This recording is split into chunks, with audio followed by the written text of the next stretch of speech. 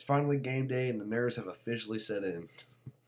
I'm confident in this team and in Mike Norvell, but you can't help but be a bit anxious when there's this much hype and expectations for a season. And you started out with game one essentially being a playoff game and a top 10 matchup against a very good LSU team. I don't necessarily have a plan here, but I just thought in the last few hours leading up, I'd get on here and kind of talk about the game a little bit more. I do think it's funny that this game is shaping up to be a lot like last year's game in some ways. LSU is a slight favorite again. I think the line is at -2. They're also missing Mason Smith, their star defensive lineman, who was injured early in last year's game and is suspended for the first game of this season. They're also without running back John Emery Jr. again this year as well. I also think the story of last year's game was Florida State's passing attack. You may remember the flea flicker touchdown from Jordan Travis, or that deep ball where Jordan Travis stood in and threw a dime to Pokey Wilson while being brutally targeted. I don't expect more of that lethal passing attack this year as Johnny Wilson has really come alive, and we've also added a top transfer receiver in Keon Coleman. Now, I want to take a minute to reflect. There's so much hype and expectations around this game, and it's crazy to be here in this place as a Florida State fan. These last several years have been pretty rough for all of us and for the team. I know we were spoiled with Bobby and then Jimbo, but when Taggart was here in his second year, it felt like we had fallen into the abyss of the sport and didn't really have an end in sight. Now, this only grew worse with the COVID year and then that 3-6 season, and it really stifled Mike Norvell's ability to do much to fix the issues that we had. Then in 2021, this team wasn't great. They even started out 0-4, which was devastating, but you could still kind of start to see the foundation, the culture that was being set. This finished off with FSU winning 5 of their last 8 that year. Then in 2022, with a whole slew of transfers headed in, Jared Verse, Johnny Wilson, etc., Florida State kind of shot out of a cannon and emerged back into the national spotlight as they beat LSU in dramatic fashion last year and then carried on to win 10 games. So today, being ranked top 10 in the country, playing top 5 ranked LSU again, and being largely picked to win our conference, and some folks even have us pegged as a playoff team, it's crazy, and it's just nice to have expectations again. This is where Florida State belongs. Now, Florida State still has plenty to prove, and it starts tonight. This is a must-win game, in my opinion, as you want to start off the season with a bang and really build that momentum going forward. This is especially relevant when talking about that Clemson game in Week 4 where you travel to Death Valley, which is a notoriously hard stadium to play. You go into that game undefeated, college game day is probably there, and you play loose knowing that you could afford worst case to drop that game and still prepare for a rematch in the conference championship game and still keep some playoff hopes alive.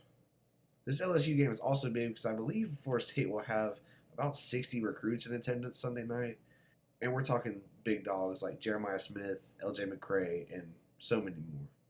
So winning in front of a ton of elite recruits is always a plus as well. Generally, I just think a win here will say so much about Mike Norvell, Jordan Travis, and this team entirely, this entire program and where it's headed. The message that it'll send to all of college football is massive. You'll be getting a big win against a top SEC team to really cement yourself as being back. Back, in my opinion, meaning consistently contending for the playoffs, recruiting well, and winning the big games that you should always win, like this one. So this is a massive stage for so many reasons. The main thing I'm expecting to see here is Florida State's offense. I mean, this team is so dynamic and has so many playmakers. I just don't know what you do as a defensive coordinator to defend against it. I'm looking for the passing game to be very relevant. I think Florida State is more than capable of taking advantage of a suspect secondary for LSU. Now, on the flip side of that, if LSU really wanted to sell out and stop this passing game, if they could, I guess, then we still have Trey Benson, who is an absolute stud. And between him and the threat of Jordan Travis's legs, I'm confident the run game can find some success as well. In my opinion, it really comes down to Florida State's defense. Can they contain Jaden Daniels and defend Malik Neighbors, who's likely a top 10 receiver in the country, if not higher? FSU's defensive line will really need to get pressure and force a few sacks or mistakes from Jaden Daniels. Luckily, we have Jared Verse and Fabian Lovett and others on that one.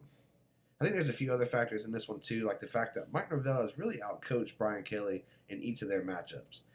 Yeah, I know Notre Dame beat Florida State in 2021, but even that was an overtime win when Notre Dame was a top 10 team at that point and Florida State was not good at all. Then Mike beat him in this matchup last year, and I feel confident he can do it again this year. I don't care what BK says on some radio show. He can go twerk on some more recruits or something like that. It's also worth noting that Florida State has never lost in Orlando and even ended the 2022 season on the same exact field with a win over Oklahoma in the Cheez-It Bowl.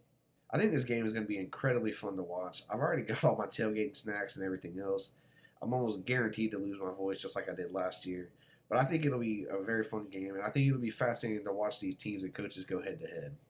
I expect a tough game and a very respectable showing from both teams. I think no matter what happens, both of these teams are top 10 teams in the entire country. That being said, I do like FSU in this one. We've already done, some more breakdown and predictions in another video, but I do have FSU winning here for what it's worth. And I'll just go ahead and say, in the spirit of total disclosure, I'll have the biggest head ever if we pull out this win. Rivals are going to hate me. I'm going to be absolutely insufferable on social media, especially after Florida took a horrible loss against Utah the other night. And at that point, I can't necessarily think of a better weekend.